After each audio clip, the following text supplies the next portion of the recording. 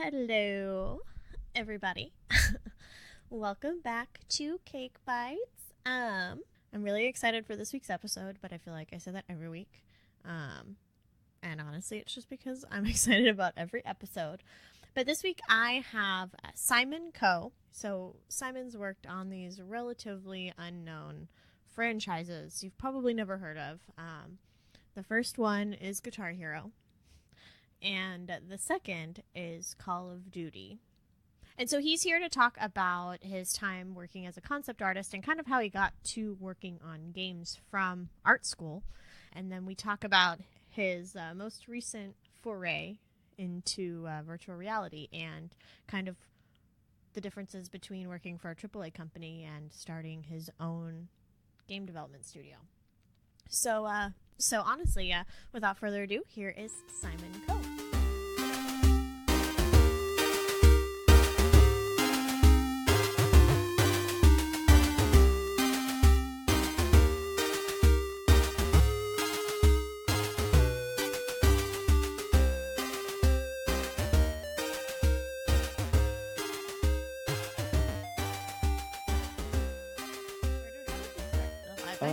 I think you started back at Neversoft. Yes. So intro games.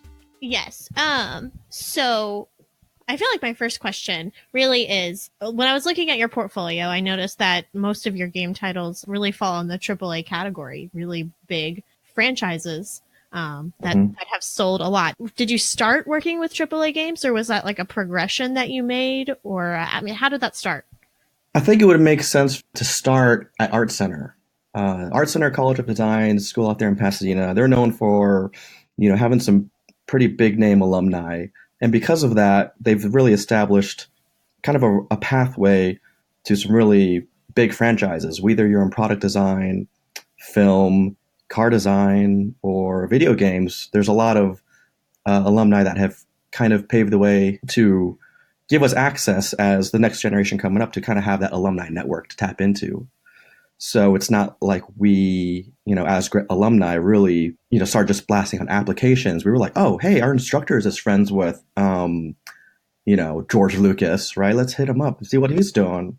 And there is a story that I have, about how my friends have gotten jobs. And this is a kind of an Art Center repeated, story where so-and-so's walking down the hallway and your stuff just happens to be hanging on the wall. And they're like, who's that guy? And that's it. And next thing you know, these guys are working in film, for decades, having very fruitful careers. So a lot of the friends and classmates that we had, even prior to me graduating, got picked up 3/4 of the way through the curriculum and started working for Lucas, doing, at the time, I think they were filming for a lot of the prequels. Mm-hmm. Hey, you like doing cars? How about, would you like to come up to San Francisco, do some spaceships? Oh my gosh. And we were kind of thrust, into this AAA world. So amongst our classmates, it really that was almost a regular thing. And we were comparing ourselves to that caliber of jobs in our future. I didn't quite up into that way, but I did get lucky with, having a friend that had just gotten a job at Neversoft during the gun periods, right after Tony Hawk. And after my graduation, I took this really quick side class just to kind of really get my inspiration back. At that point, as a car design student, there's a lot of these sponsored projects. We deal with restrictions and design and, pedestrian, levels of all this automotive architecture that you need to know in manufacturing to be a really successful car designer. You can't just draw everything willy-nilly. So, I needed some of that freedom back. And I did a project that just included something that I wanted to do. It was a rock and roll space adventure, something totally unrelated to cars. And I think for those 3 months during the summer, I did 3 or 4 paintings of this guy that's traveling to special different planets, met a guy, then had to save the world using his guitar skills. And had this special guitar that would shoot sound waves and destroy his enemies. Nothing really to it. Well, at that time, I think Neversoft had picked up the Guitar Hero franchise, and I don't think I had any idea. So my friend Cameron gives me a call and says, "Hey, I remember those guitar paintings you did for that class. Would you mind, showing us some of that stuff at Neversoft?"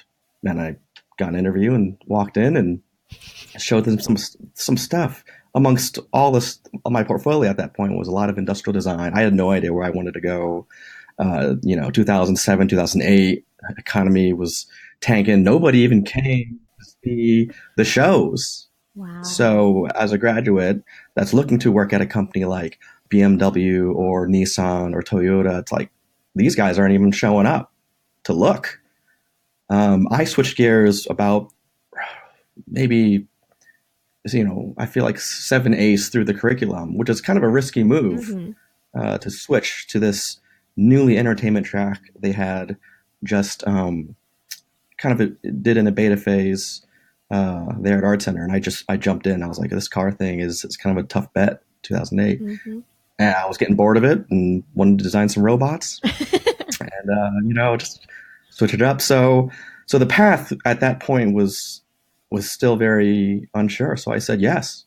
I walked in a couple days later, and one of the art directors was like, "Oh man, it's kind of hoping you would bring in that wig."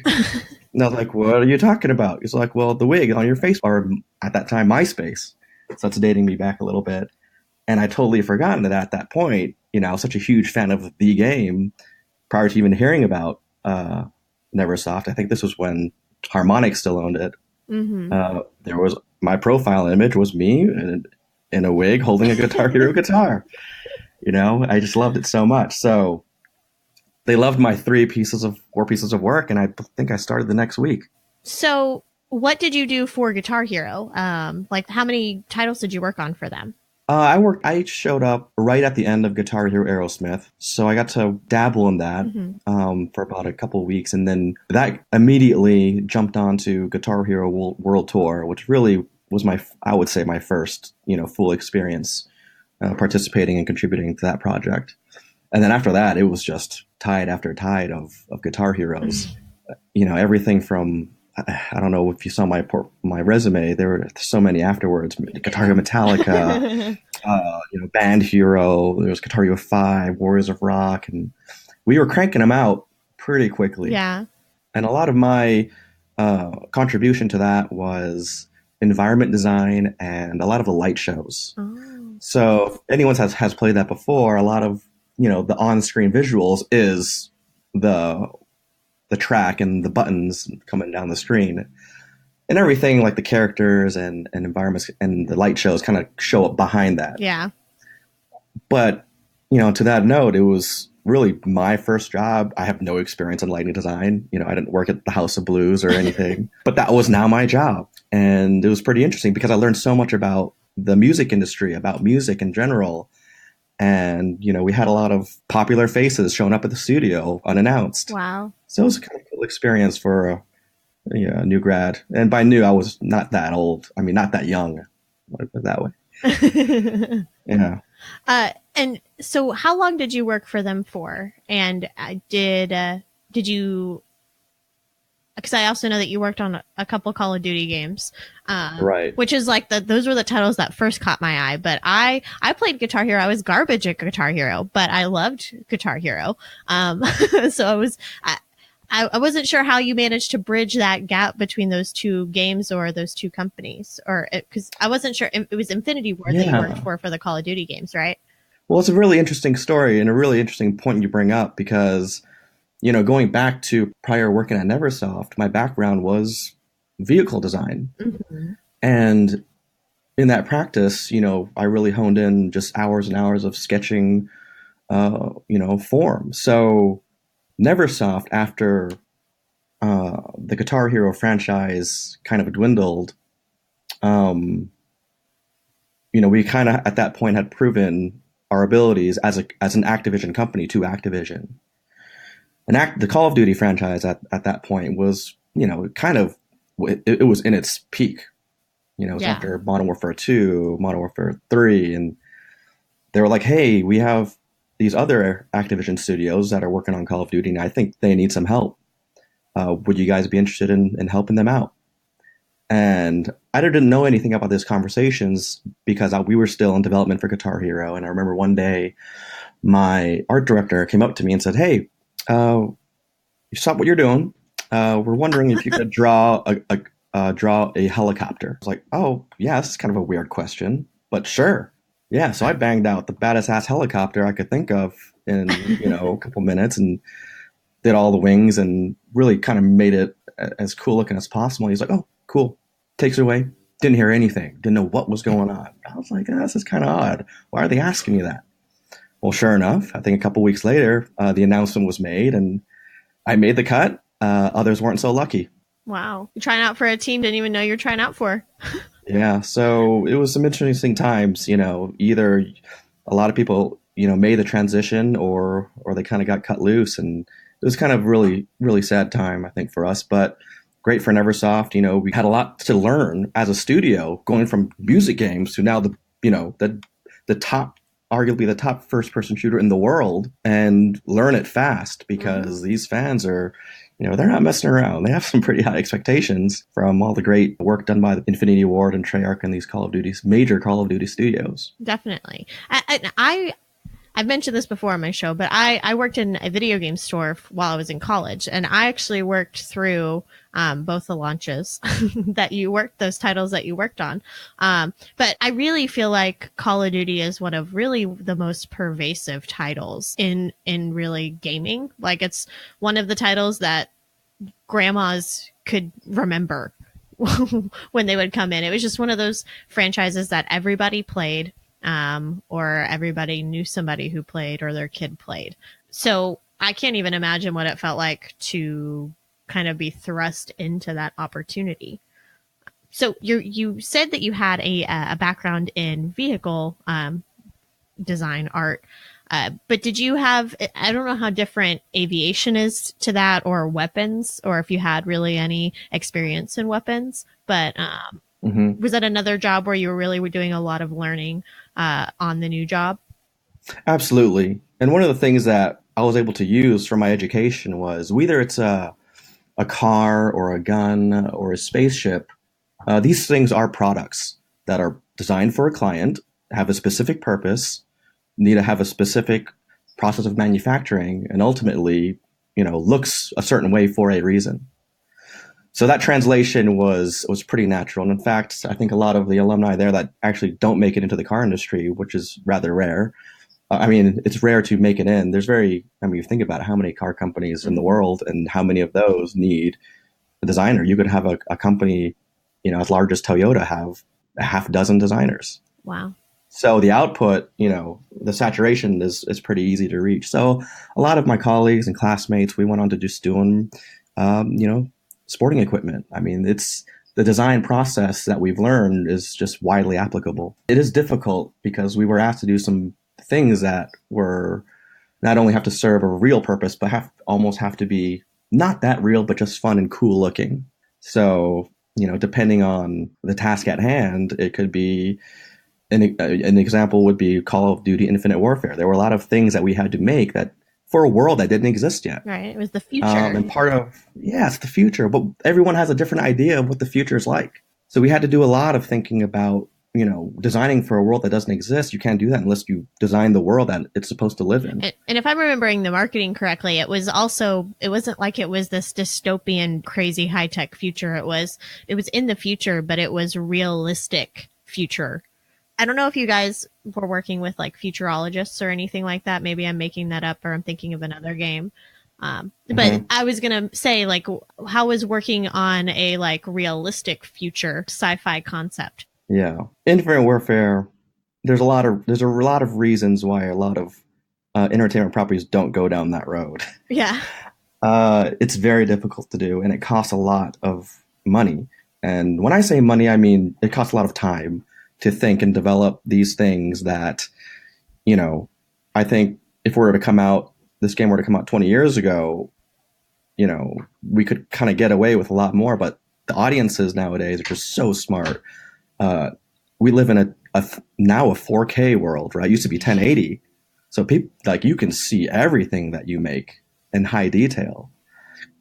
And we were kind of acting as the futurists in a lot of ways. So everyone from the writers to the designers to the concept artists all had a hand in, doing iterations of what we wanted this world to be like. And a lot of doing our research, we talked to a lot of obviously veterans, guys in the military, commanders, and in learning about the Navy and all these branches of the military, you realize almost also how much it doesn't change Well, and where these things come from. Why is there a bell on an aircraft carrier? Like, why are we still using a bell? These old pieces from, hundreds of years ago are still around for redundancy purposes and whatnot. So that really kind of helped us create some hard points and really kind of helped us out in terms of taking the load off of what we really needed to design that was new. and so how long did you work for Infinity Ward for? And what did you do after? Yeah, so when Neversoft was working on its first Call of Duty, it was actually working in tandem with Infinity Ward. Oh, okay. And our offices are, walking distance apart. So there was this really interesting period where we were walking to another building that was a quarter of a mile away to do meetings, and then walking back, and then walking there, and then walking back. And I think eventually we realized, or the studio realized, that that was kind of killing a lot of time. And so I think they made a decision to eventually just combine the studios. As an employee there, you don't hear a lot of things, but you can kind of see what was going on. I think Activision made the decision to kind of blend the two studios together. Yeah. Well, at that point, it's, what do you call it? Do you call it Infinity Ward Neversoft? Neversoft Infinity Ward? It's not going to work. So one of the names unfortunately had to go. And, Infinity Ward being the flagship Call of Duty studio, I think had kind of stood on better grounds for that case. And unfortunately, that meant the studio we loved so much and grew up in had to kind of, I don't know what you want to call it, merge, dissolve, or Yeah. yeah. We were working with Infinity Ward, yeah, for a couple of years. So when did we officially switch? Well, that's kind of had because it was a longer process than probably most people realize of blending the two companies. And I believe that was around Okay. 2014. So that was when we were both working on, I think, Guitar Hero and Call of Duty, and then slowly members of the team started to switch over.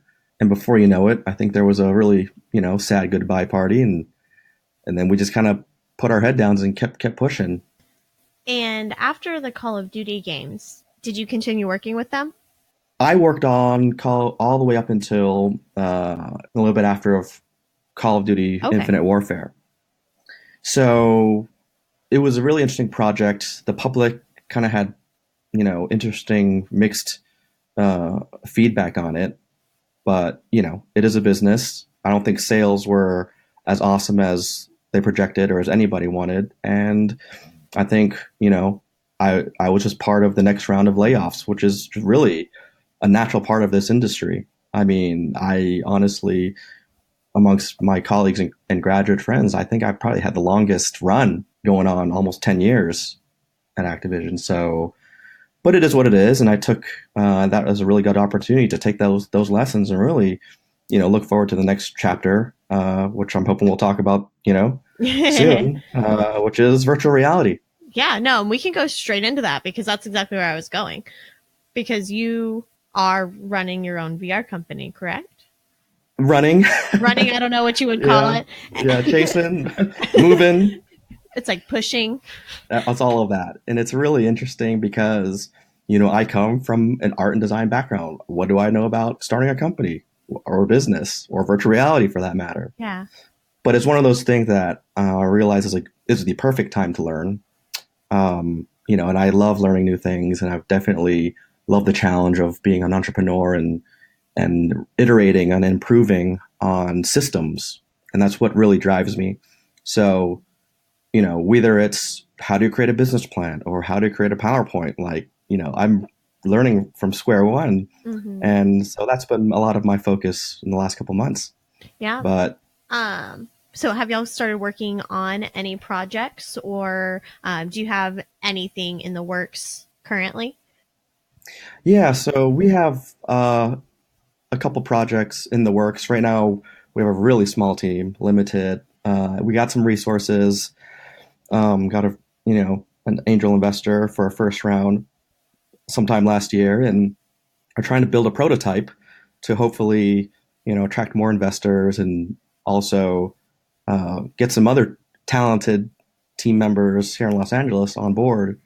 It's kind of like the in Ocean's 11 when he's trying to, find his all-star team.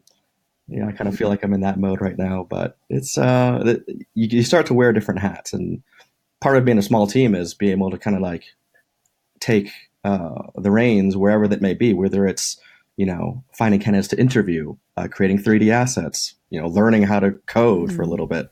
Did you ever really do any work with like 3D modeling? And like I said earlier, I cannot speak for the nuance in creating art, but I can imagine that there's a pretty big jump between between creating the concept and actually creating, getting to the literally standing Right. in your work virtual reality. Sure. So being a concept artist or illustrator, whether it's for film or video games, has evolved greatly over the last 15, 20 years. 20 years ago, if you knew how to operate a pencil, a marker, and pens, you'd be working on some very big films. Going to school in the early 2000s, we were looking at reference books from the art of Star Wars and just seeing these, Sid Mead and Joe Johnson, all these amazing pencil, and these guys were just drafting in pens and markers and gouache and paint. Well, this program called Photoshop comes along, and now you have to learn this piece of software and operate it with a tablet, and now that became the norm. Yeah. Well, because of that, we were able to really bump up the quality and resolution of these concept pictures. We were, photo bashing, kit bashing. We were taking photographs, chopping them out, and really creating some pretty realistic images in a short amount of time. Okay, so you fast forward another couple of years, and this 3D software comes out, and you can get realistic lighting, and I can spin this thing that I'm thinking about around and animate it for intense communication. So now that became the norm. So the expectation of what you're able to produce as a concept artist and illustrator to communicate just spanned, multiple pieces of software.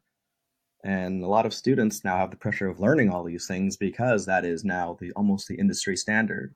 Wow. And, being a guy who's kind of lived through one or two of those, it's super imperative to now always constantly be checking what are these new tools that are going to continue that evolution of being able to produce almost photorealistic images, which our art director or director expect, or clients expect, in the least amount of time. So that's always now we have to know how to build a computer or operate a computer and debug and find ways to light. So everything is getting kind of shifting definitely more towards the technical software for sure. And are you you said you're seeing it happen pretty quickly, right? Absolutely. I mean, I don't know if you remember what year was Avatar. Oh, like 10 years ago, the the movie. movie. So the production of that was, now operating, being able to see through a screen in real time your creations that you had mocked up to see what the actors look like inside them, and now that's becoming the norm. So having a 3D background is kind of essential now, being an illustrator or concept artist.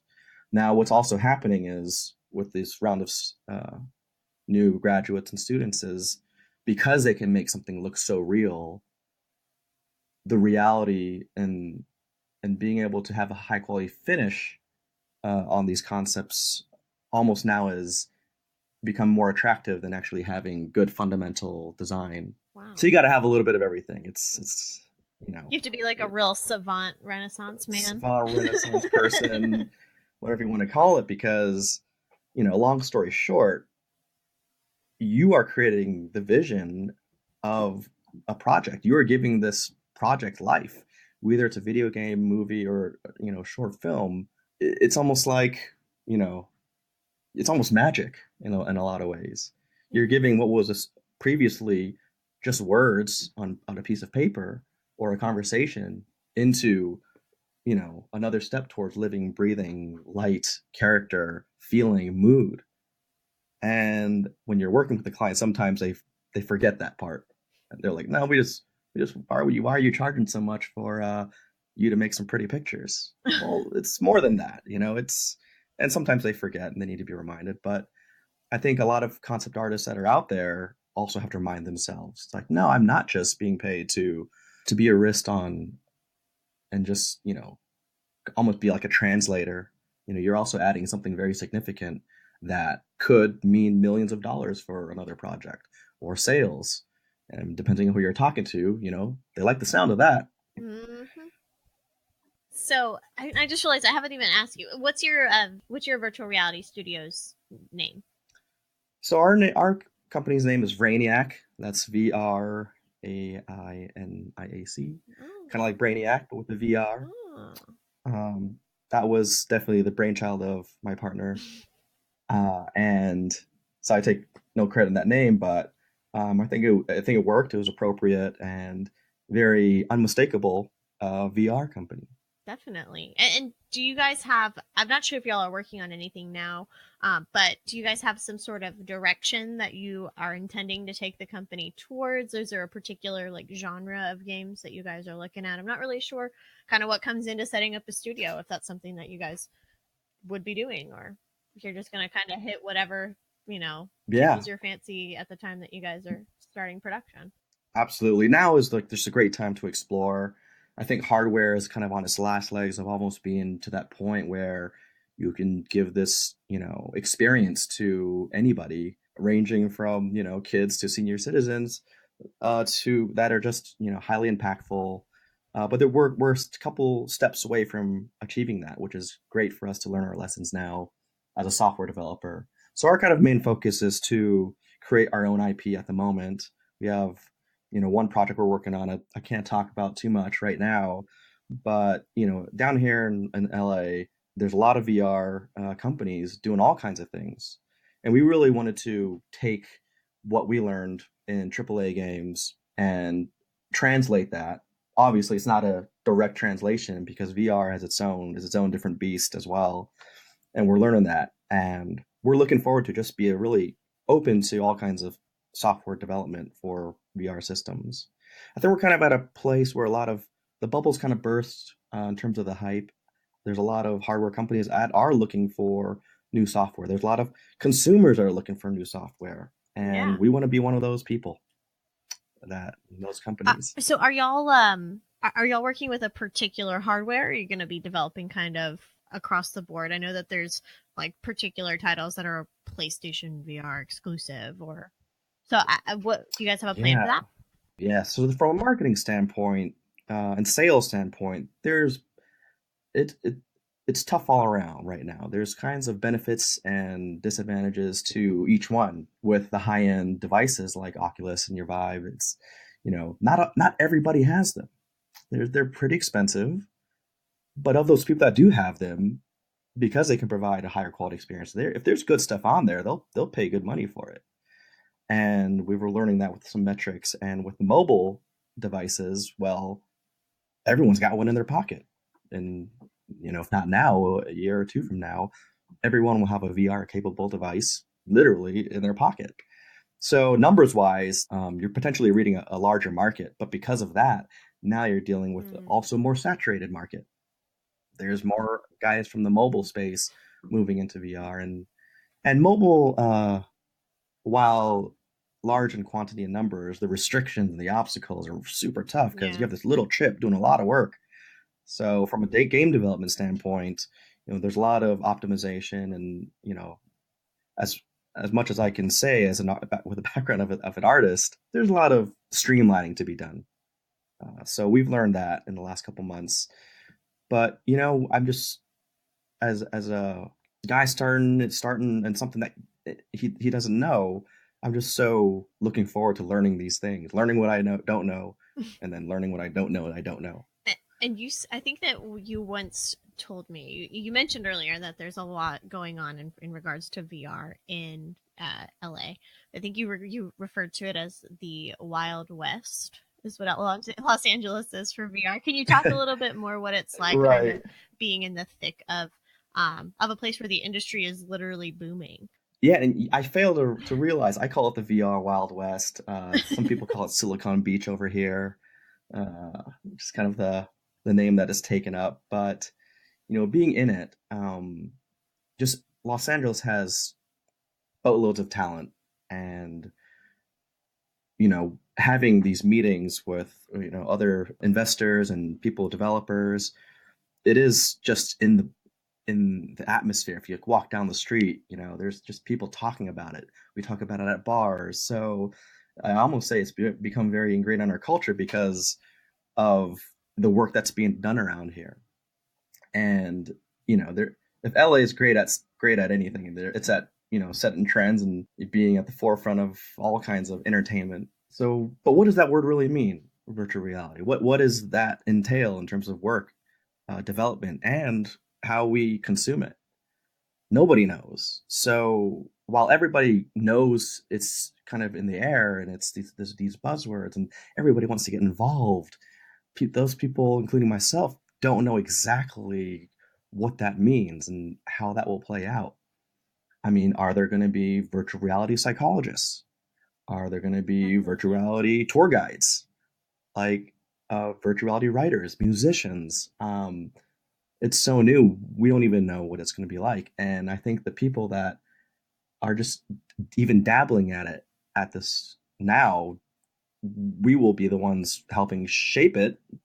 But where it's going to end up, I don't know if anyone can really say at this point. Because things are moving so fast nowadays with not only the tools that are coming out, but things like AI or cryptocurrencies or blockchains are going to have a part to play in how we make and develop and also consume this new technology. So we're kind of in the same boat as everyone else. We just want to be a part of it and just start seeing what works and what doesn't work, and hopefully be able to pay our rent every month.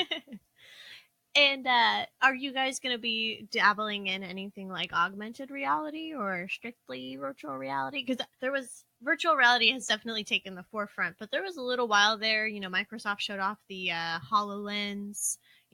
So I just wasn't sure if you guys had thought at all about other applications of what you guys are doing. Yeah, I think most people in this space almost say VR, AR, MR, and now there's XR in as if it was one word. Every developer that's doing that kind of, I think, mean all of that. While they're similar in the sector, they're all kind of different as well. But I think the true experience will be to integrate, reality with virtual reality, which is AR and MR and XR and these things that really will permeate, every aspect of our life, going forward a couple decades.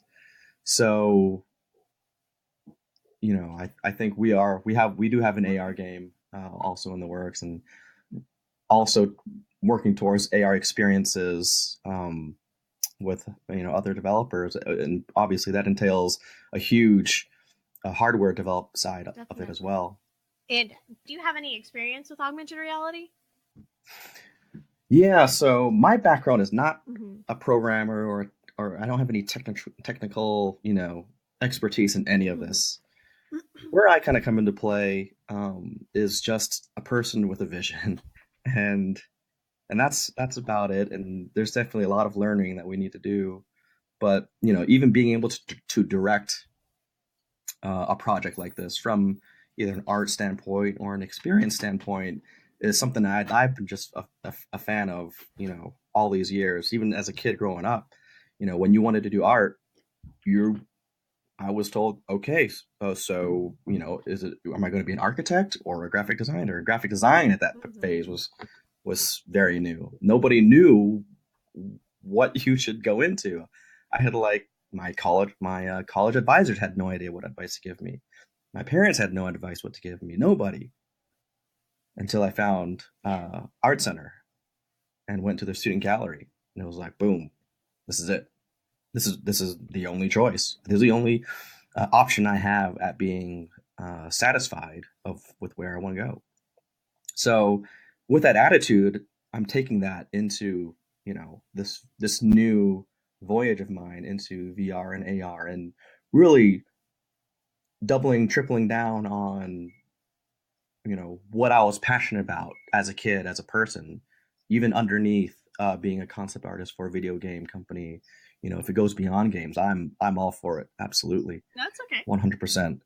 And learning about this, so I wish I could give you a better answer of how I'm involved, but it really is seeing what gives people in society value through this piece of technology with my using my experience in these AAA games. So the great thing about that I can bring in is knowing uh, what a budget looks like, what is the cost of development, and then hopefully surrounding myself that with people that are smarter and more vocal about it than I am and listening.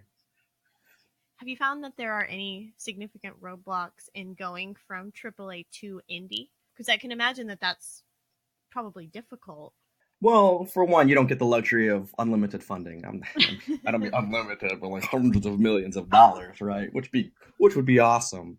And but the more money you get, the more hands you have, also, and the slower things tend to move. And that in itself was another valuable experience. So one of our goals is to maintain a really small team, a loyal team, and to be able to listen to feedback from all around and make decisions quickly.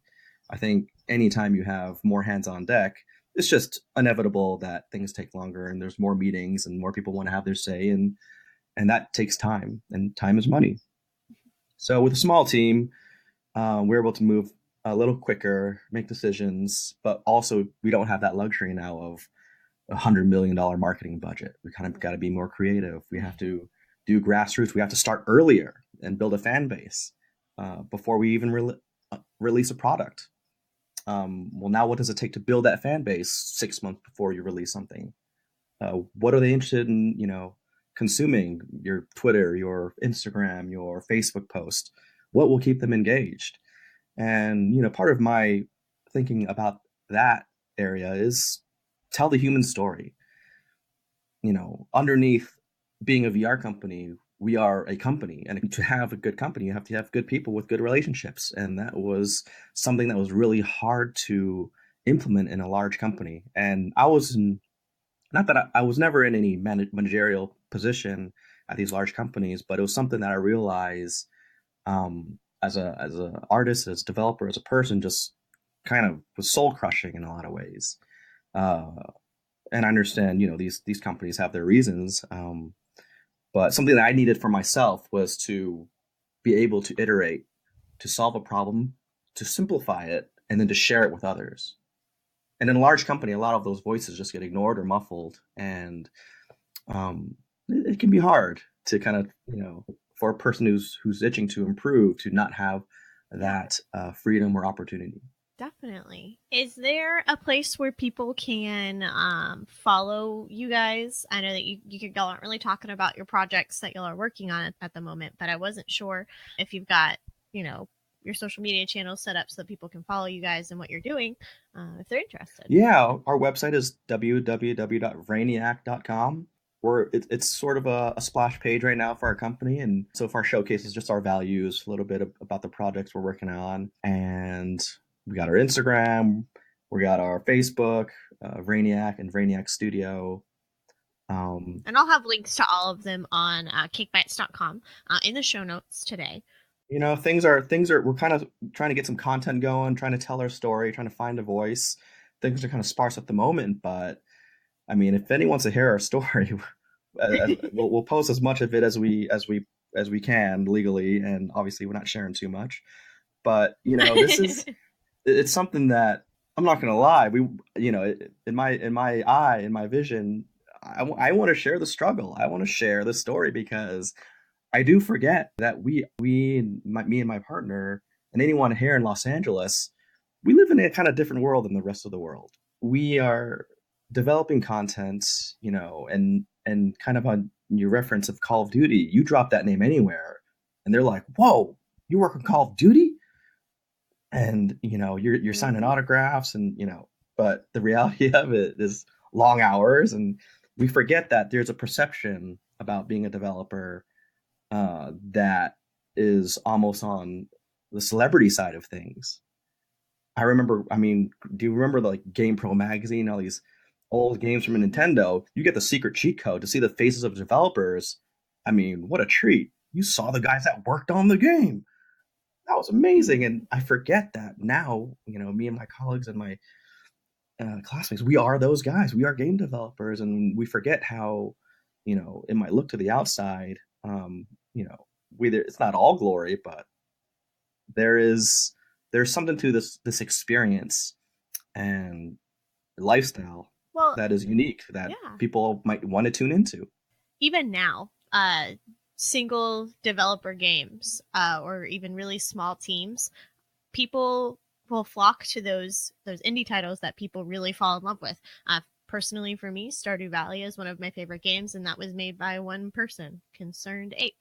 Amazing. And I've asked him to be on the show, and he politely declined because he's working on another Mhm. game by himself. But people follow them. You've got the developers of Binding of Isaac, Super Meat Boy. People care about indie studios, and having the ability to connect with the developers, with the people who are creating the games that they are enjoying, maybe that they even love, really can take a relationship with a game to a whole new level, because a game is a lot more than just a game for most people. um just like the game is more than just a game for for y'all, the creators. And I think that it's amazing. Yeah, well, it wasn't until recently with the dawn of the internet, Facebook and Reddit, and having a platform where the developers can have a dialogue with the fans, whether as happy or angry as they are, whether it's anger or passion. There's strong emotions there about a project that we're working on. And to hear that as a developer and or as a consumer, to be able to influence a developer as large as Infinity Ward or Activision or Sony or EA, the fact that there's a channel for us to listen, whether we do something about it or not, like, oh, we're hearing voices. Oh yeah. And on the other side of that, I think a lot of the fans are also learning that there are people behind these large companies. There are people that are putting in their 12, 14, whatever or more hours a day, who 24, who we have needs like hunger, a family, significant others. And I think having that, being able to show that face behind these big labels and these big companies is also doing us a favor, because now there's a gratitude, there's a little bit of respect into making these large, massive, like monumental, mind blowing games that take 3, 5 years of people's lives, and you're chewing through it in what, hours, 6, 10 hours, what, give or take, not including those big RPGs, but um, it is incredible. Absolutely. And that's something that I've learned through Cake Bites so far. Is I've had the pleasure of chatting with developers who worked on arcade cabinets. They were developing games for arcades. I talked to developers for early consoles in the 90s, and the most pervasive aspect is Yeah. that the working conditions are rough. I mean, you have to think about the nature of what you're doing. You're creating something massive, even when it was in an arcade cabinet or Hmm. on in a cartridge. It's a massive undertaking for a large or a small group, and you're working incredibly long hours, Yeah. especially when you're getting down to crunch to really hit those major milestones. And Hmm. I had no idea until I started talking um, with you, Hmm. with anybody that's been working in games, and I have a greater appreciation for for Hmm. games. I think people treat consumable forms of entertainment like movies, TV, games, like Hmm. I feel like they're really unfair Yeah. about their total opinion of about a lot of games. And, and as somebody, I've done a couple game reviews, but I followed game reviewers for a long time, and sometimes it's almost like you have to keep in mind, the scope of the project that they've done, or people would take a tiny mechanic, an issue with a tiny mechanic, and completely let that color the opinion of the rest of the game, when there's so much nuance. Hopefully, if it's a decent game, there's some nuance to it, and I think it's. You're welcome. And I just want to say thank you for the work that you've done. Because although I'm not a fan per se of Call of Duty, I know a lot of people that got great enjoyment from both Ghosts and Infinity. Thank you. Yeah, it was a large team, and people have to realize that these games are made by hundreds of people. And going back to my last point about dropping the name Call of Duty, I didn't want to sound pretentious or anything, and sometimes I forget, but while there's a celebrity kind of aspect named to it, it's part of me also wants to. I cry sometimes. It's like, oh man, thank you, but it's it's not. I'm not getting high fives, or there are a lot of developers out there working on these number one, like top of the shelf titles that we are scraping by. It's a tough world, it's a tough life, and I would assume. I've never been in the military, but in my time and research and talking to some of these guys have been in the military, it's probably the same thing. It's like, oh man, I don't know if I could do one day in your shoes, or maybe I could just only do one day, but how do you guys do this every single day for 3-5 years? And to have that respect, for just game developers, it is almost like being in this, not club, but you guys share a really unique experience being a game developer here, either in Los Angeles or anywhere in the world. Definitely. And to have, journalists or come in or even fans, and like you were saying, well, why didn't they just change this one thing? It would be so easy. Okay, if it was, maybe it'd be there. But we kind of read those and take it with a grain of salt, cry in the corner, then, wipe those tears away and just keep going if you really believed in it. But there's at least now there's a bit of a dialogue. I feel like platforms like your podcast and all these other blogs are really giving us kind of a voice as well, and being able to share that experience, and hopefully, continue that respect for future game developers, especially these guys with their laptops. One guy, there's just so much work involved, and I appreciate, given the opportunity to say these words. Definitely. Thank you, Katie. Oh, absolutely. Is there anything else that you wanted to mention while you were on my show? Well, I think there's a lot of, people that will be future developers and also future consumers of video games and virtual reality. And, we're on the brink of a really unique period in our human history. And that if you are a developer, to find an area that you're passionate about in the development phase and just keep pushing. There's so many new ways to do new things that, I don't even know what they are. And the more I talk about these conversations, or just have these conversations about people in the space, everyone has a different take on it. And then it's just amazing. And as a VR consumer or a video game consumer, just, be gentle, take it a little easy on those reviews, but, be honest as well. We appreciate the honesty and the feedback at any time. So I'm looking forward to it. Definitely. And like I said, I will have links to, anywhere that you can find Simon and the Vrainiacs. I'm gonna go ahead and just call y'all the Vrainiacs. Thank you, I appreciate it. Yeah, hopefully we'll have more stuff to talk about in a couple months. Definitely, and I am more than happy to have you back on the show when you can talk to me more about what you guys have going on. And I'm hoping that you could potentially send me some of those paintings that you mentioned earlier. All right, so that was my interview with Simon. Like I said earlier in the show, I will have links to Vrainiac Studios, their website, their social media, so you can follow them and keep up with them, as well as links to Simon's portfolio, so you can take a look at some of the artwork that he's done. Yeah. Don't forget to follow Cake Bites everywhere on social media. Subscribe to the show, most importantly, and leave some reviews if you can. Even if you just send me an email to tell me what you think of the show. If you think that there's anything that I can do better, change.